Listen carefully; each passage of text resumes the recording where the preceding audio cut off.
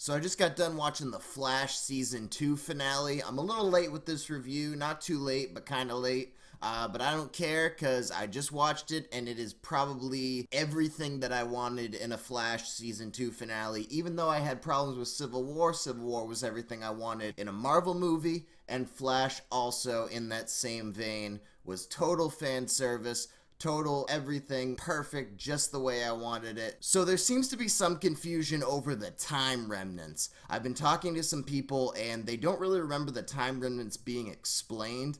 And now that I think about it, they weren't really talked about very much throughout this season, but then they were used as a pretty big plot point in the finale, which after I was kind of talked to them and kind of considered this, that does seem a little out of place to use something that we haven't really seen a lot of as a major part of the story. The Jay Garrick reveal was something I think we were all expecting after finding out that Teddy Sears' character is actually Hunter Zolomon.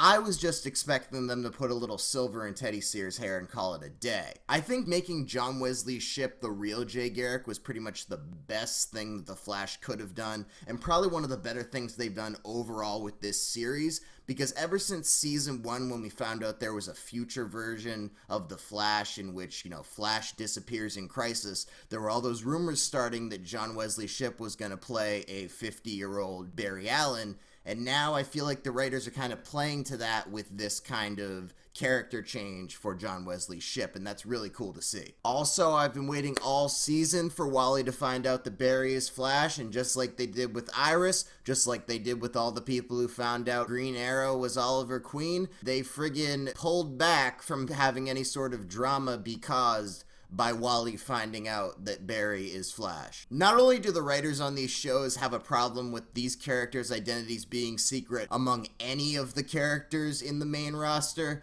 but they also don't seem to have any fallout caused from that identity being revealed. It's kind of like how it only makes sense that Superman killed Zod at the end of Man of Steel if you look at one small piece of the storyline. Overall, it's kind of convoluted and weird and doesn't really match up. And it's definitely not to the same extent as it was in that movie, but it's a very similar idea of kind of the writers not looking at all of the pieces that they set themselves. I was honestly expecting and thought it would make the most sense for Wally to be more like, oh, so this is why you love him more than me, Joe, and just be more pissed off at Barry. He was starting to get along with Barry, but the fact that he finds out that Barry is actually Flash, even though he likes Flash, the fact that he's also Barry makes him hate Barry and Flash more than he already did. That would have been an awesome way to continue that storyline. Honestly, for me to continue watching this show, I need to see Caitlin have an actual storyline. Not just a storyline in which she's mad about a boyfriend. And then we see more about the boyfriend's storyline, even though the boyfriend is a recurring character for the season, and she's supposed to be a main character. She's supposed to have more of a storyline. She's a main character. Barry is the main character, so of course he has a pretty big romance plot with Iris. Cisco, a smaller character, so he has these smaller, not really as important, more flirty plots than actually romance plots. Her whole storyline is a romance plot, and she really has nothing else to her. Even the reason she became Killer Frost was because of romance. Like, a good example for a plot for her: now that Harry's gone, now that the original Wells is gone, now that Thawne Wells is gone, she's supposed to be smarter than Cisco. Make her the head of Star Labs. Literally anything to do with a story. And I'm not even trying to make this a feminist thing. It has nothing to do with the fact that she's a woman. It's just that when you say that she's one of the 8 main characters on the show,